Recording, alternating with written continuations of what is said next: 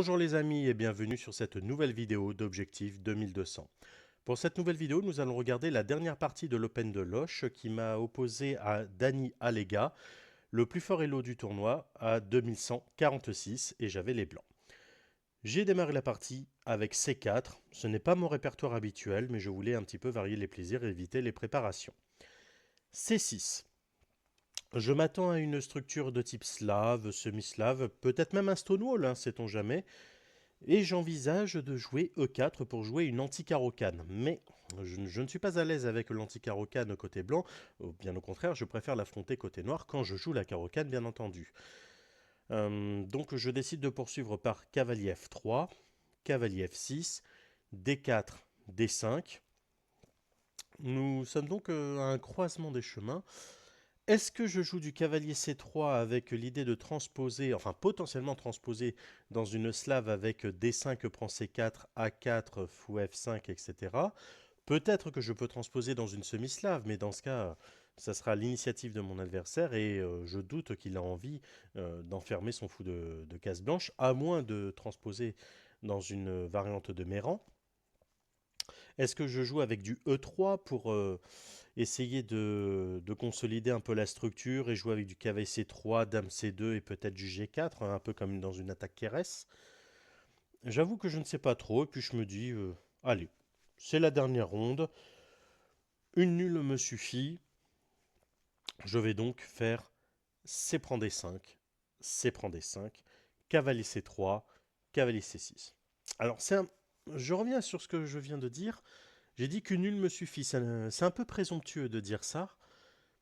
Je voulais transposer dans une ligne qui est donc la variante d'échange du Gambit Dame, qui n'est pas réputée pour être, enfin, du Gambit Dame variante slave, qui n'est pas réputée pour être super efficace pour prendre un avantage sur du long terme, mais je voulais jouer une ligne qui incitait au match nul. Implicitement, c'était une proposition de nul par répétition de coups. Du moins, c'est ce que je voulais mettre en place avec fou F4. Le fou est plutôt bien placé pour contrôler la case E5, qui est donc la case du coup libérateur des noirs. Je vise également la case sanctuaire, case naturelle de fourchette C7. Et ici, je m'attendais à ce que mon adversaire joue du cavalier H5 pour chasser le fou. Le fou étant plutôt bien placé, la logique voudrait qu'on le protège ou qu'on le replie. J'avais envisagé du fou G3. Mais fou G3 se heurte tout simplement à cavalier prend G3, H prend G3, et dans ce cas, il y a une déstructuration qui certes pourrait m'être favorable à court terme, mais ma tour n'a pas pour vocation à rester éternellement sur la colonne H, je devrais envisager le petit roc, et j'ai donné la paire de fous pour avoir une domination sur les cases blanches. Bon, ça ne me plaisait pas. J'avais aussi envisagé la surprotection avec E3. Mais ça me plaisait encore moins à cause de cavalier prend F4, E prend F4. Comme tout à l'heure, je donne la paire de fous, mais je contrôle superbement bien la case E5. Par contre, j'ai des pions doublés, un isolanique, ce n'était pas voulu, et toujours la majorité. J'ai aussi la colonne E semi-ouverte qui peut être intéressante et ça ne m'empêche absolument pas de faire le roc. Mais je ne voyais pas d'avantage à court terme, donc ça ne m'intéressait pas. J'ai aussi envisagé du fou E3, donc le repli du fou F4 en E3, mais le fou se considère comme un gros pion. Et j'aurais dû ensuite poursuivre le développement par G3 fou G2. J'avais également envisagé du fou E5, mais il y a du F6, forçant le fou à partir en G3. Cavalier prend, H prend, et là, il y a quelque chose qu'il faut savoir, c'est que le coup libérateur des noirs, E7, E5, est recherché. Admettons qu'il y ait effectivement du E7, E5, mince, E7, E5, il y aurait deux attaquants, à savoir D4 et cavalier F3, et deux défenseurs, le cavalier C6 et le pion F6. Et on peut se dire, mais c'est chouette, il y a juste à prendre en E5, reprise automatique, je ne vais pas dire forcée, vraiment automatique, et ensuite dame prend D5, vu que le pion D5 est attaqué deux fois, dont une fois indirectement et insuffisamment protégé. C'est bien entendu une erreur de calcul. car sur un D prend E5, il y a tout simplement la poussée D5, D4. Partez toujours du principe que si votre adversaire vous laisse pousser le pion central D sur une colonne semi-ouverte, il faut le faire. Le cavalier aurait été obligé de bouger et ensuite récupération du pion E5 par F6. Et c'est plutôt agréable à jouer pour les noirs. Donc la ligne, c'est plutôt du fou D2. Sur cavalier H5, c'est plutôt du fou D2. Le fou est certes mal placé, mais le cavalier l'est tout autant. Donc le cavalier devrait se replacer et le fou revient en F4. C'est une proposition de nul par répétition de coups. Et en général, ça se termine par la nulle. C'est vraiment ce que je voulais. Mais mon adversaire n'a pas voulu de ça. Bien au contraire, sur fou F4, il a décidé de jouer le miroir fou F5. Et il a joué très très vite, hein, en moins de 30 secondes. E3, je sécurise ma chaîne de pions et je protège également le fou, je libère mon fou de case blanche. E6, dame B3, je pars du principe que, étant donné que le fou de case blanche actuellement F5 ne peut pas revenir en C8 pour protéger B7, il n'y a ici que très peu de façons de protéger efficacement le pion B. Soit la poussée, mais ça affaiblit considérablement le cavalier, soit du dame B6, mais dans ce cas, il y aura une proposition d'échange de dames qui devrait profiter normalement au camp qui ne possède pas le pion, mais là c'est un petit peu plus compliqué vu qu'il y a peu de pièces à l'aile dame. Il peut y avoir alors non pas du tour B8 à cause du fou, il peut y avoir du dame C8 que j'ai déjà rencontré à plusieurs reprises. C'est assez intéressant. Et mon adversaire a choisi le clouage fou B4. C'est intéressant également parce que, au-delà du fait de m'empêcher de faire la manœuvre cavalier B5, cavalier C7 fourchette, il récupère le contrôle, je ne vais pas dire quasi définitif, mais un très bon contrôle de la case E4. Fou B5, clouage également, je veux faire comme lui, sauf que j'ai du dame B3 en plus. Et là, le piège, si je puis dire, c'était dame B6. Je sais pertinemment qu'il n'aurait jamais joué le miroir complet, mais là, il y a un petit souci. Le fou B4 est protégé par le cavalier C6, qui lui-même est cloué par le fou B5. Donc s'il y avait une tentative de miroir, dame prend B4, je gagne tout simplement une pièce. Revenons à la partie. Petit roc, fou prend C3. Et là, c'est un instant critique. Je me suis posé la question, est-ce qu'il est préférable de reprendre avec la dame et éviter de toucher à la structure, d'autant plus que je menace de gagner du matériel par dame prend C3 et ensuite fou prend C6, pion prend, dame prend, bon, c'est très basique. Ou est-ce que je reprends avec le pion B pour créer une sorte de dissymétrie avec non pas des majorités et minorités, mais plutôt un changement de colonne semi-ouverte. Enfin, je transformerai une colonne ouverte en deux colonnes semi-ouvertes exploitables de part et d'autre, et surtout un levier avec la poussée C3, C4. J'ai choisi B prend C3. Ce n'est peut-être pas le meilleur choix, mais d'un point de vue pratique, je veux créer un déséquilibre. Mon adversaire jouant très très vite, je voulais absolument créer quelque chose. Cavalier A5. Alors certes, cavalier au bord, cavalier mort, mais ici, c'est parfaitement justifié vu que ça attaque la dame, et il menace de s'installer sur la case C4, qui est un avant-poste. Une très belle case. Dame B4, je conteste toujours la case C4, j'attaque le cavalier. Bon, accessoirement, j'attaque aussi la tour F8, mais ça, c'est anecdotique.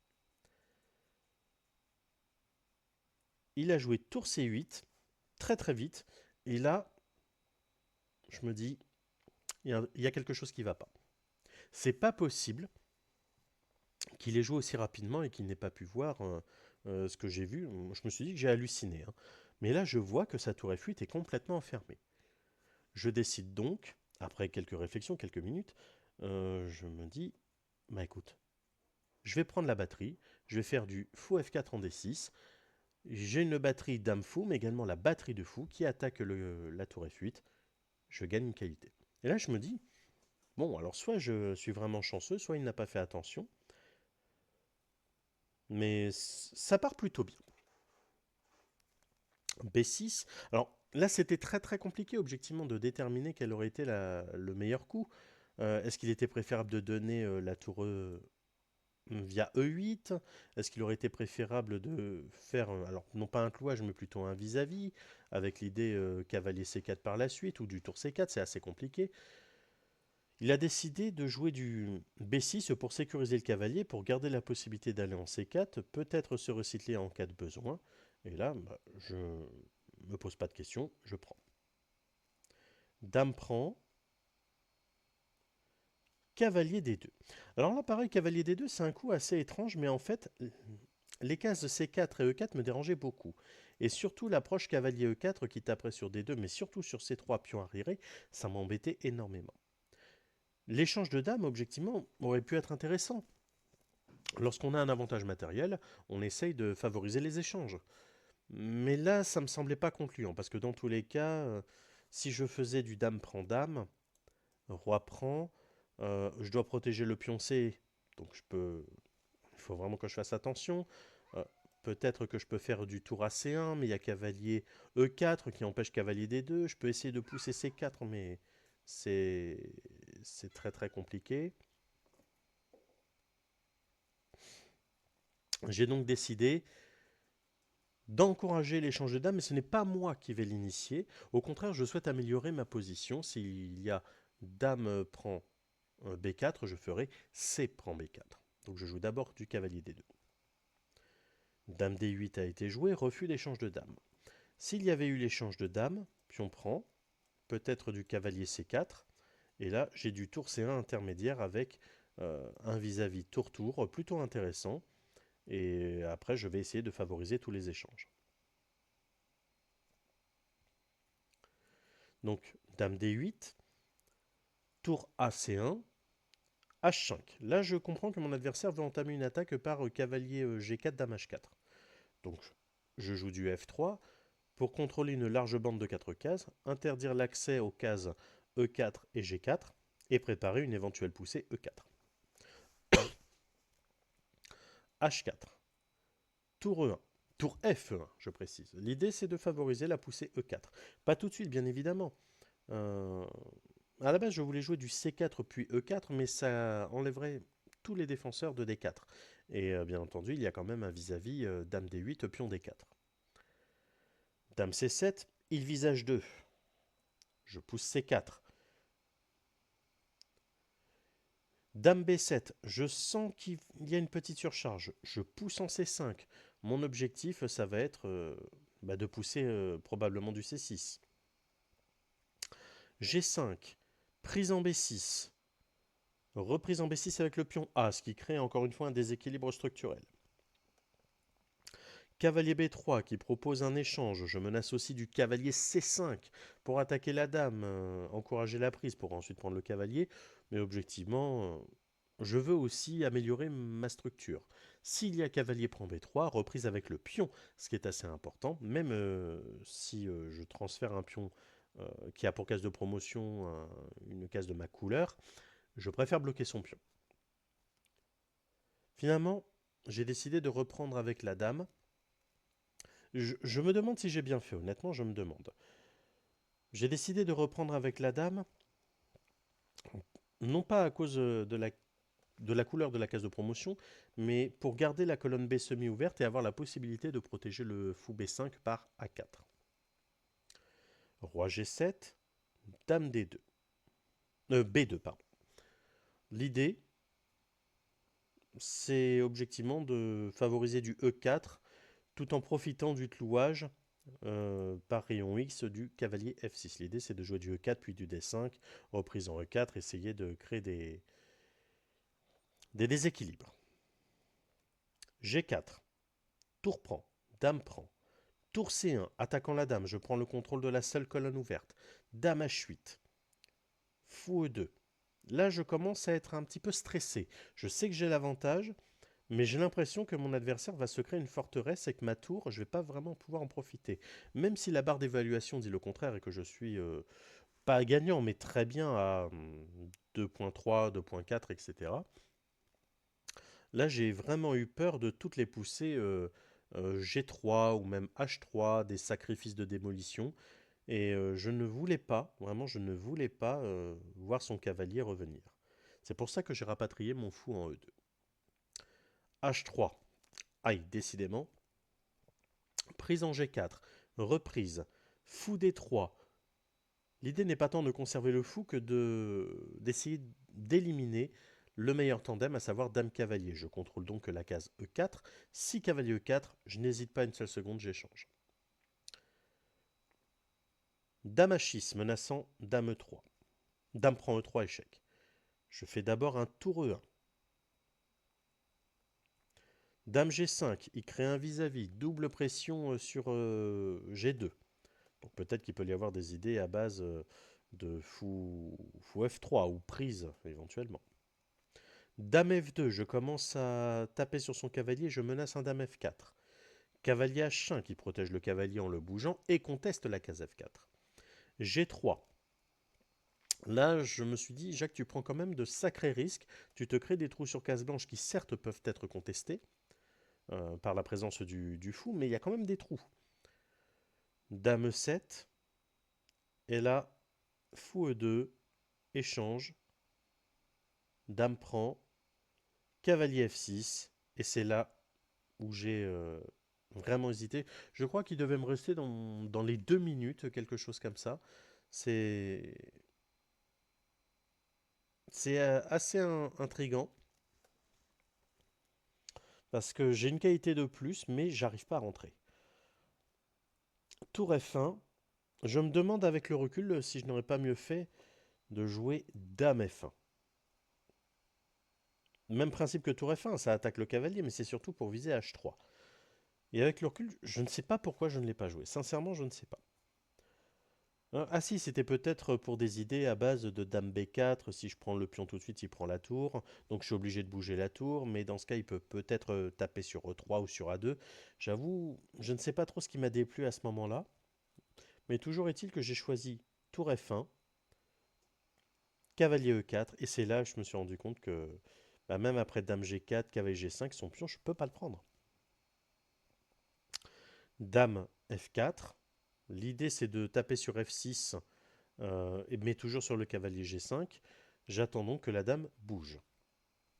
F6. Décidément, il se crée une forteresse, et c'est là que j'ai compris que j'avais commis une grave erreur. Tour C1, menaçant tour C7, casse conjuguée, bien évidemment, ça ne passe pas. Il y a Dame B4. Dame C7. Échec. Roi G6. Dame C3. Bien évidemment, je propose un échange qui va être refusé. Dame B5. Je propose du Dame B3. Il fait échec. Non, il refuse, il fait Dame A5. Je repropose un échange de dames en espérant qu'il y ait du Dame prend A2 pour faire du Dame C2 échec, forçant l'échange de dames.